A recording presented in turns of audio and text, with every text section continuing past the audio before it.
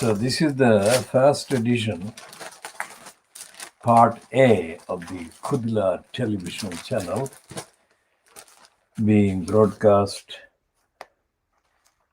on the internet. This is timed at 09:25 hours GMT, which is 9:25 a.m. on Saturday, the 24th of April 2021. Now this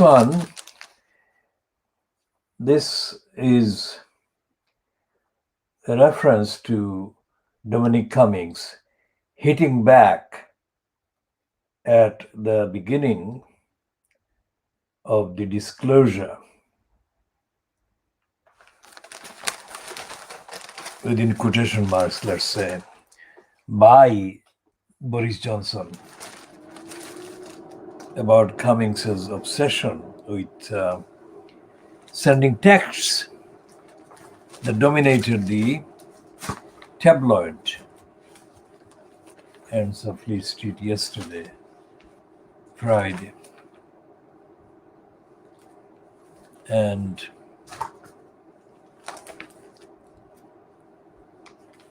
The Guardian is not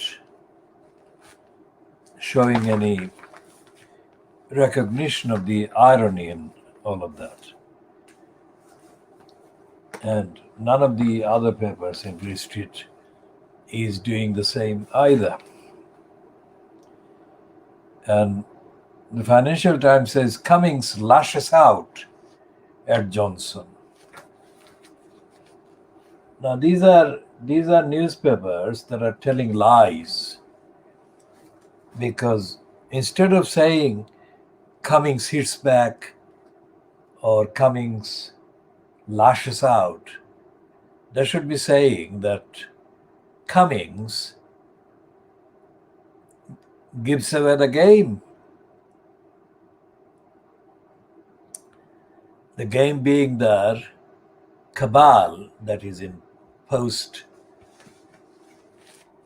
at number 10 Downing Street, and the cabal that is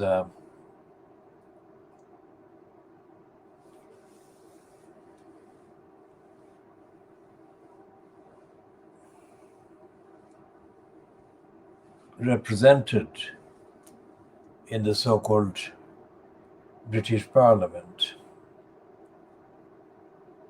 The entirety of the narrative that Johnson kind of used in his lying, let's get Brexit done kind of adventure, was based on lies. Because when Cummings was first spotted as breaking the lockdown rules that had been imposed 10 years, still intact at number 10 Downing Street, as the all-powerful advisor cum controller of Boris Johnson, there was no hint in the papers that Cummings and Johnson were actually lying. I mean, this headline in the Financial Times cannot be justified otherwise. I mean, if they were not lying, he could not start releasing information that the Fleet Street papers are now kind of splashing on. So they were lying at the time. And Fleet Street knew very well that they were lying. And Fleet Street colluded with the liars lying.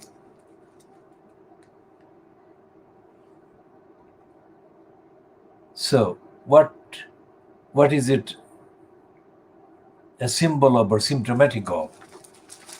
Because in a tweet this morning,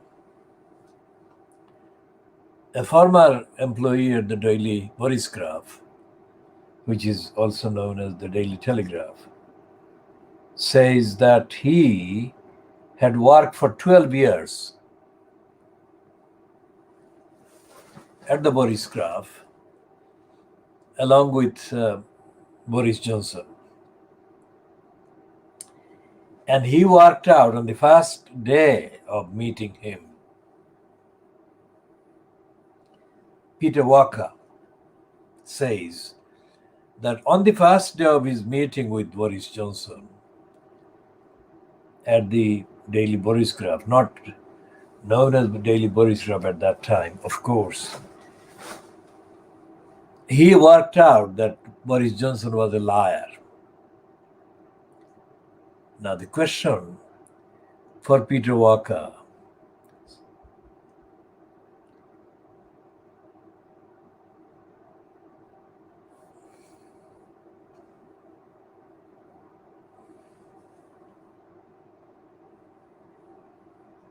the questions include this one. Where are the details of that day's kind of exchanges, observations, etc., that Walker made about Johnson on that day, first day? Because Walker is no longer employed by the Borisgraph. He's employed, or he writes for the New European, and he makes very thin, very short and very brief asides, all intended to show that Johnson is a liar. But Walker doesn't actually give chapter and verse, which is what we want to see.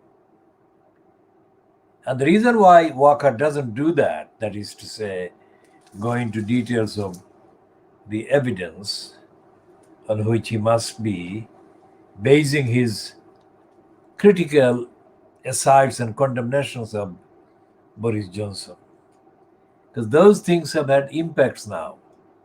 If Walker worked out on the first day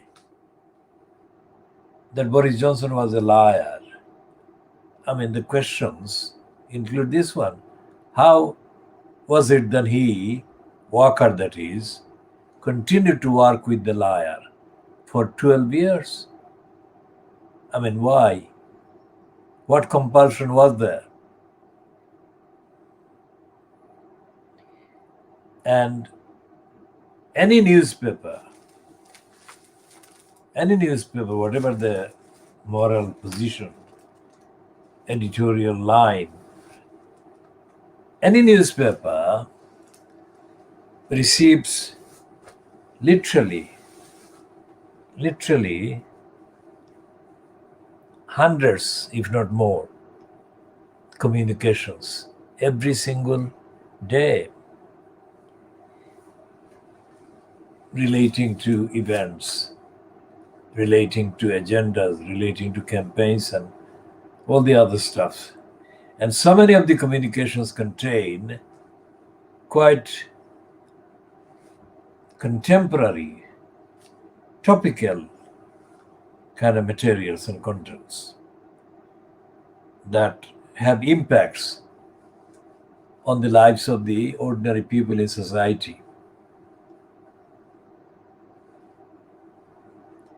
And yet, Peter Walker is not known as someone who has disclosed anything really original about Johnson or the Borisgraph or the 12 years that he was there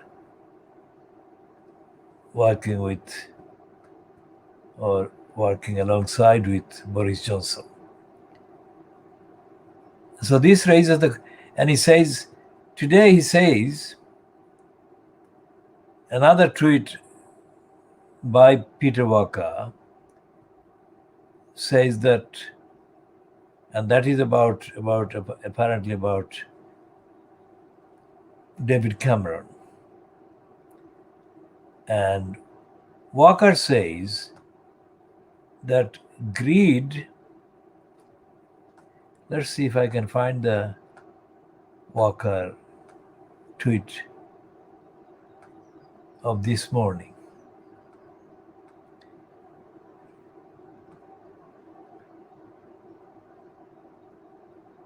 Okay, it's not Peter Walker. I have to make a correction. It's Tim Walker. It's not Peter Walker, it's Tim Walker. And our question to him about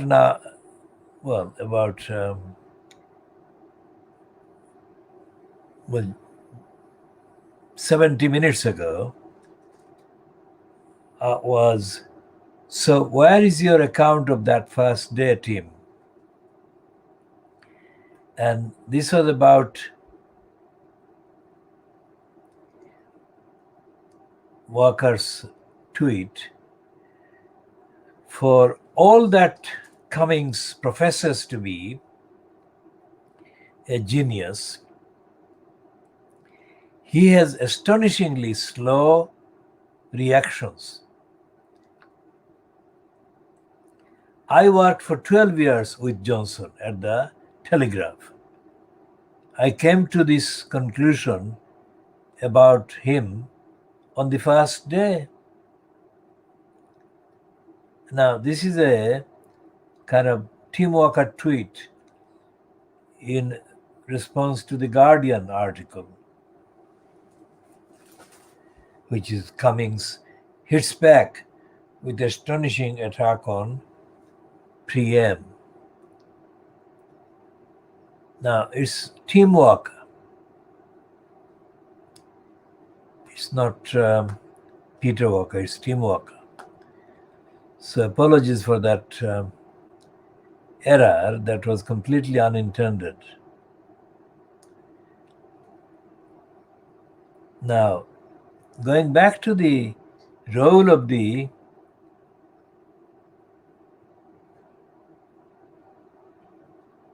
New European,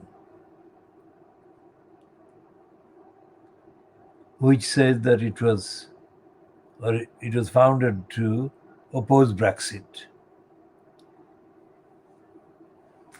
But the New European, which carries Tim Walker and some other former employees of Fleet Street prominently and regularly, this was founded to oppose Brexit.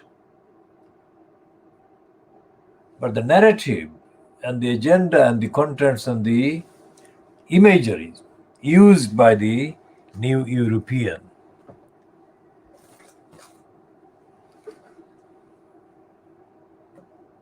the normal ones, that is, are absolutely the same as the counterparts used by the Brexiteers themselves. The New European is a racist platform, and it doesn't recognize the world, despite the fact that it is supposed to be about recognizing the European Union and how brilliant that was. But essentially, the New European is written by racists, Little Englander morons, and very ignorant people who fail to make a dent on the Brexiteers.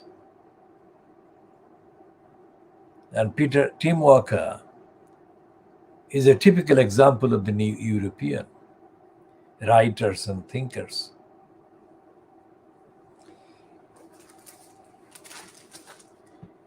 So what we have said there applies not only to Tim Walker, but it applies to all the others, including the very kind of suspiciously installed American black woman, Bonnie Greer. I mean, Bonnie Greer, she's from Chicago, she says. And I think she's married to a British politician, a white politician. And she's not as brazenly mentally deranged as Tony Seward or Trevor Terrible Phillips, because Bonnie Greer, that is, tries to, well, she's more like a Yasmin Ali Brown. Yasmin Ali Brown has repeatedly shown her trendiness in mentioning Benjamin Zephaniah as an intellectual giant, which is a fantasy, of course, because Zephaniah is not an intellectual giant of any description. But Yasmin Ali Brown, being artificial, cannot find a single incident, let alone any campaigner or writer or thinker from the Asian community or background. So her role models and her relationships have been with, relationship in terms of the claimed identity that she claims to have as an Asian, as a Muslim. She has no Muslim or Asian colleague or co-campaigner or co-writer or co-thinker that she acknowledges. She imitates the racist list of role models and examples, and like the racist kind of trendies, kind of promote the likes of Benjamin Zephaniah. She imitates them, and she refers to Benjamin Zephaniah with completely confected, fabricated, pretentious kind of devotion as a fan. So we've got Yasmin Ali Brown, Diane Abbott. Diane Abbott is the other one because, as we have said, Diane Abbott was launched in the 1980s as the black female, that is African origin or African descended through Jamaica, black female member of the Labour Party, who would be installed as the role model for the rest of the black community, perceived black community in the electoral political context of Britain. But what then happened was that, apart from the list of 4 black sectionists that the Labour Party actually got elected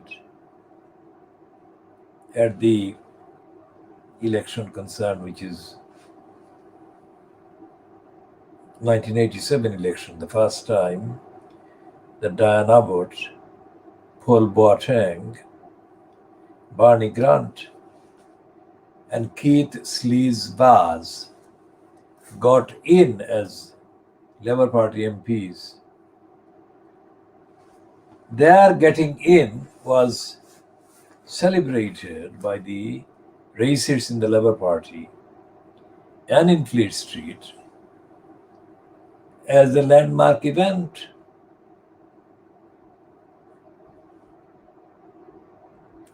Now, our movement does not believe that that was a landmark event, because what she actually has done is to avoid any communication with or about the part of the community in the, let's say, African origin side of the black community in this country that is engaged in activities, campaigns, and actions against racism. And although her son, Diana Abbott's son, was conceived by her with a black man called Thomas, she has never mentioned her son's father in any shape or form except in a biological note, which is an indirect acknowledgement of his existence. And apart from the fact that she has a child with a black kind of partner,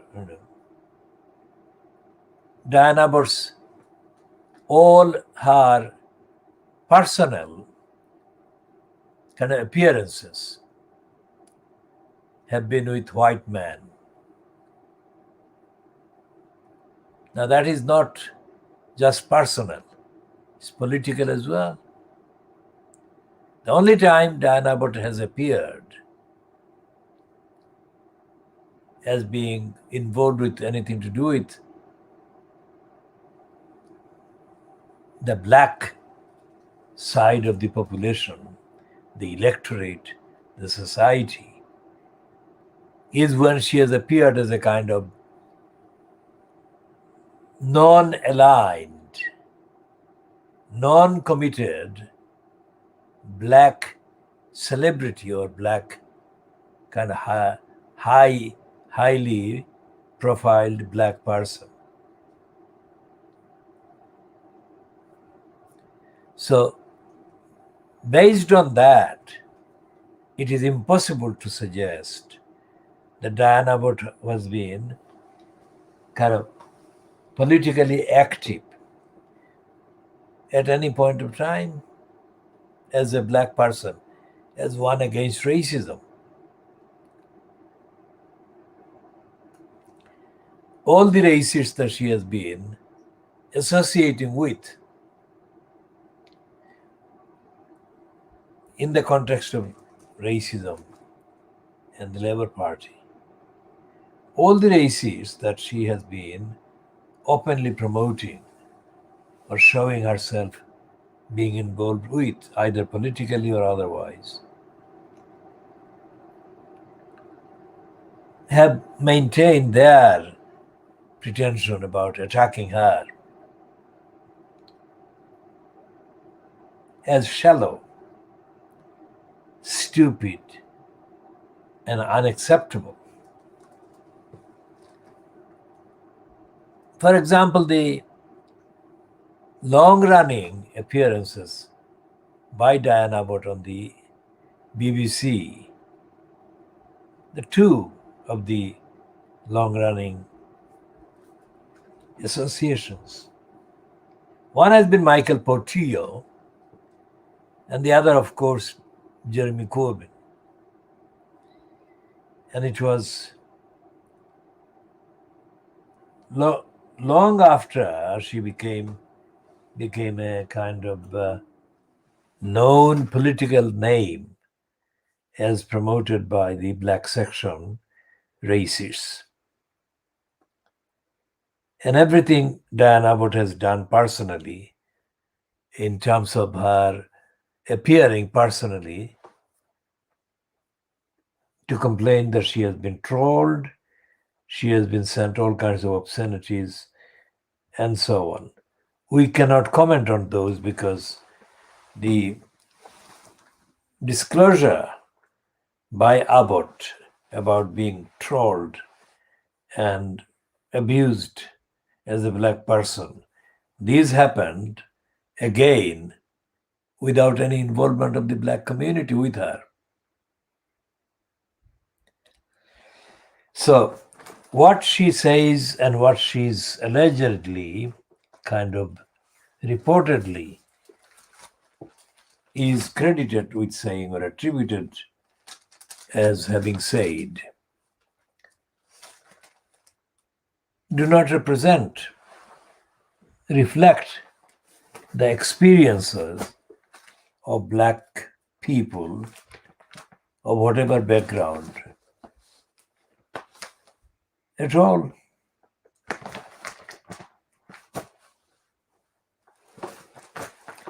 So what are we talking about? We're talking about the readiness on the part of Lee Street to refer to the likes of Diana Abbott as being victims of racism. But the reality is that Diana Abbott doesn't actually solidarize with any long-term, long-sustained campaign against racism. And so therefore, racism is not something that she has made any mention of in the time she has been a member of parliament.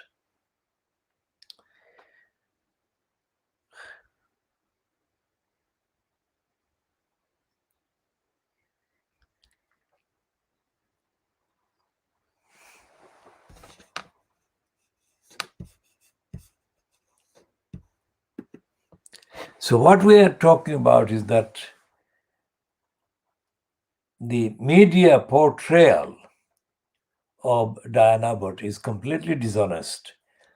Even those portrayals that are supposed to be countering the usual portrayal of Diana Abbott in a racist way. Now, nobody has stopped Diana Abbott since she became an MP in the 1980s from taking on racism and racists by recognizing the ongoing campaigns by many black people in various fields of society. That is to say, nobody has stopped her from recognizing black campaigners and black activists and black kind of advocates of rights.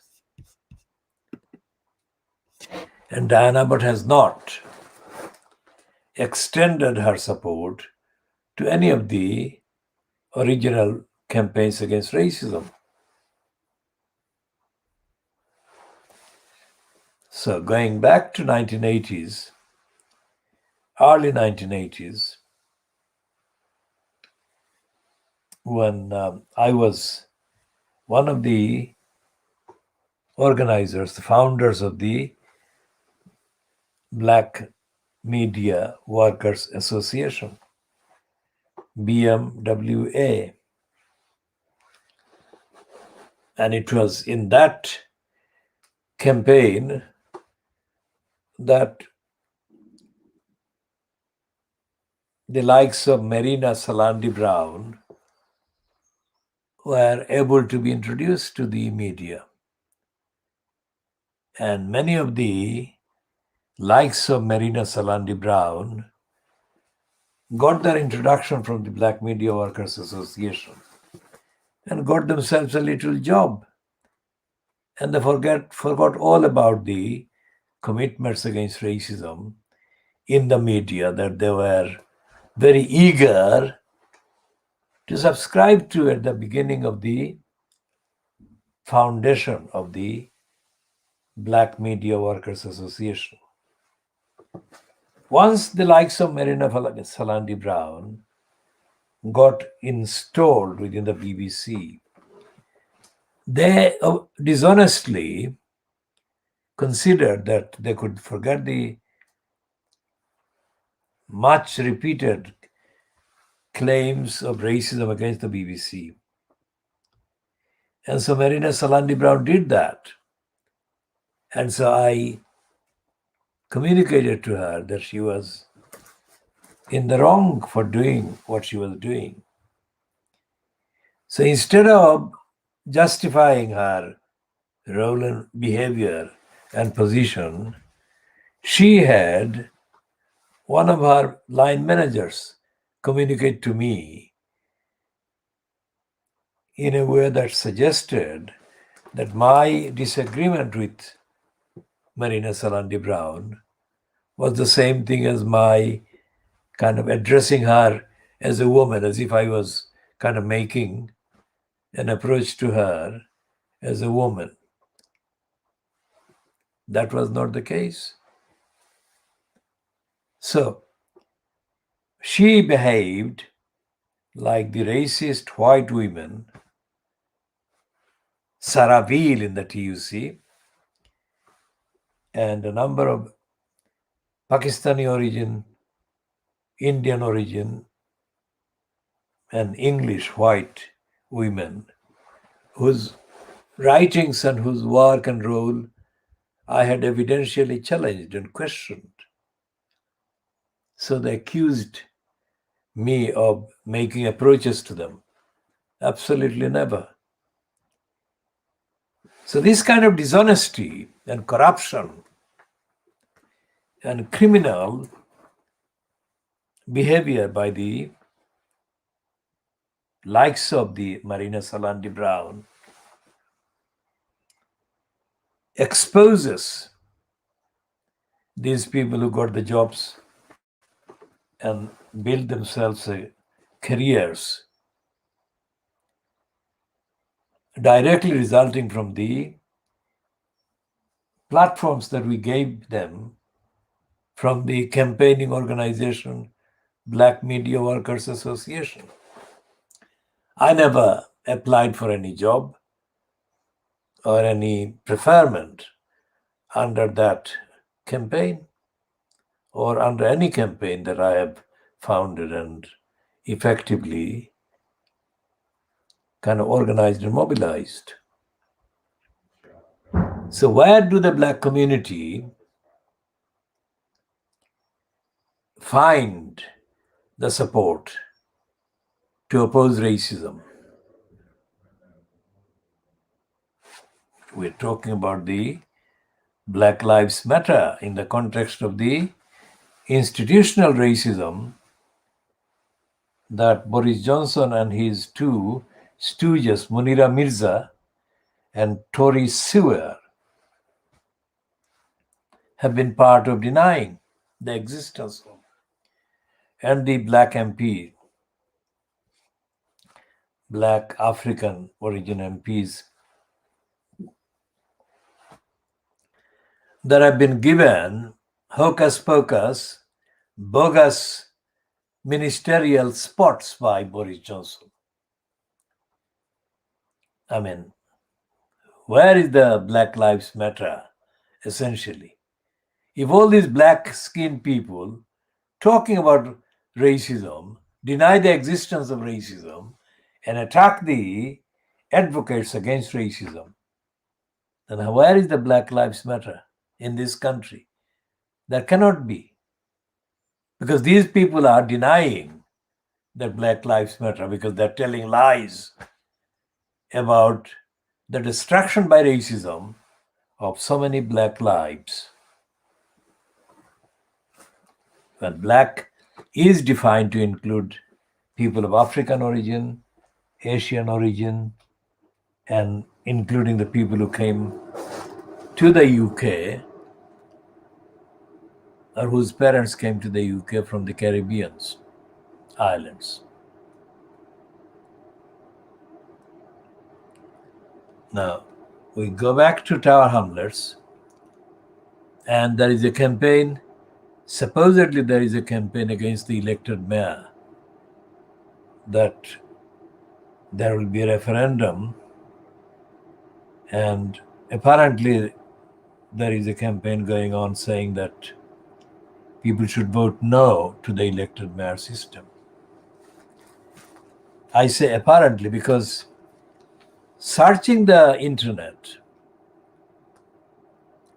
it is very difficult to find any instance of genuine campaigns against the elected mayor system, genuine campaign for democracy in the council.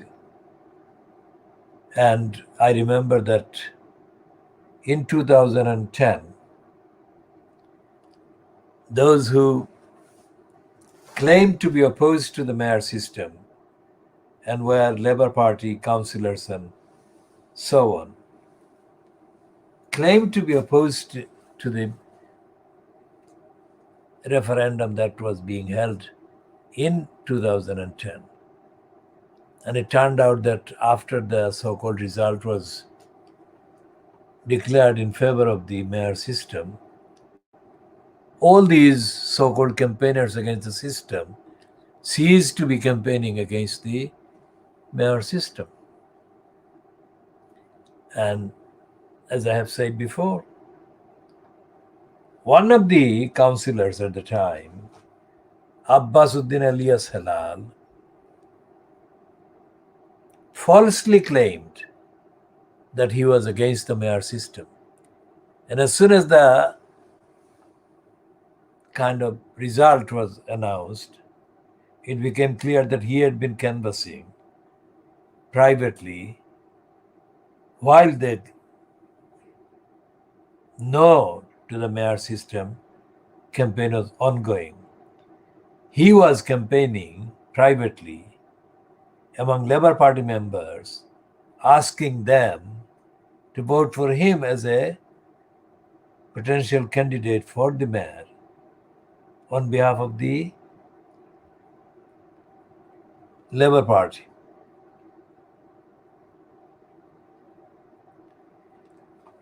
So, it is not possible to be certain that this time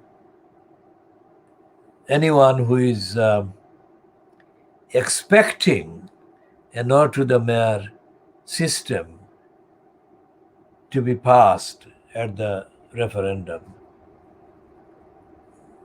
will see that result. Not because the merit for the cause to abolish the mayor system is absent, but because the people, either as current councillors or former councillors, and thereby, in their minds, quote, leaders of the community, it is not certain that the vast majority of these people will not lie again.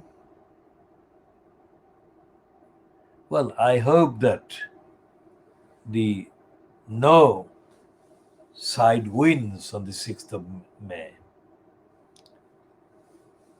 If it doesn't, then Tower Hamlets democracy is completely done for. Mayor system will never be possible to be removed.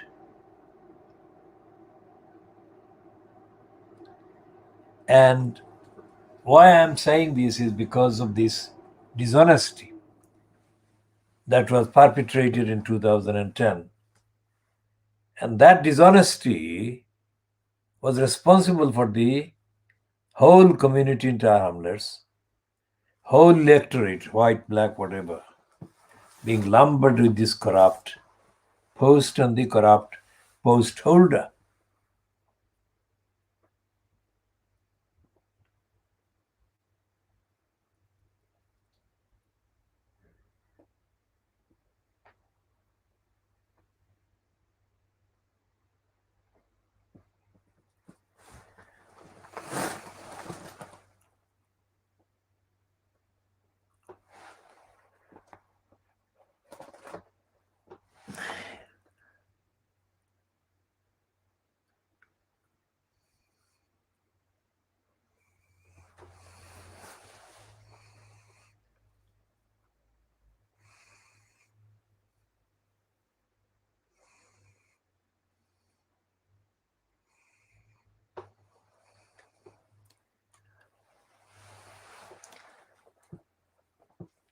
Neither Lutfur Rahman, who was in post as the incumbent, quote, elected mayor from the last week of October 2010 until 23rd of April 2015, when he was ousted by Election Commissioner Richard Morey. He was in post for the calendar years, and it was during those years that the Bethnal Green schoolgirls were being indoctrinated, brainwashed, groomed, whatever. And there is no mention of these girls in anything that has been published in the name of the campaign that Lutfur Rahman is again taking part in, that is, for the retention of the mayor system. In the period that he was in post as mayor, Lutfur Rahman had people on his side, that were elected councillors. None of those councillors had any freedom to speak on behalf of the side on any issue. And that was one of the corrupt impacts and effects of the mayor system, because the mayor is not somebody that is held accountable for their behavior, accountable to the council or the community. In fact, the opposite is the case, that any mayor, if not opposed by significant numbers of elected councillors, they can gag and ban elected councillors.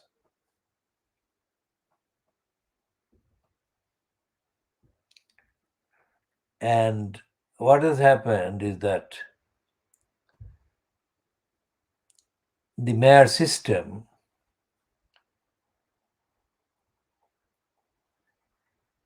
was never scrutinized by any of the councillors that supported Lutfur Rahman, nor by any of the cabinet members that were willing to let this lying claim remain on the record that they were cabinet members.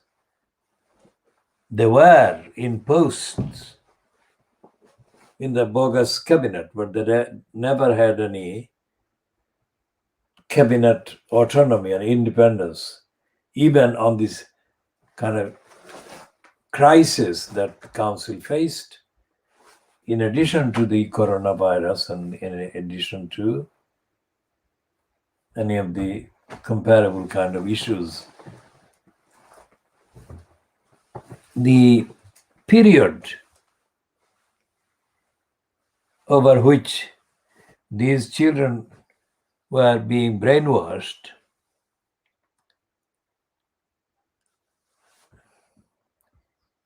the evidence of Tower Hamlets Council's role about safeguarding these children is simply not available.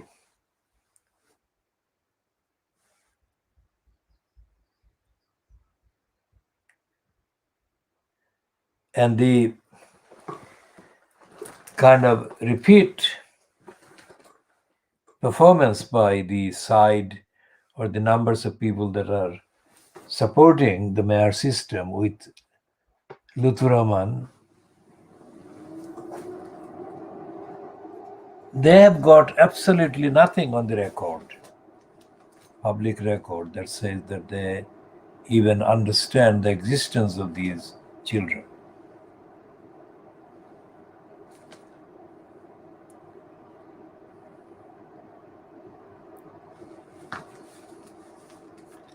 We shall be talking about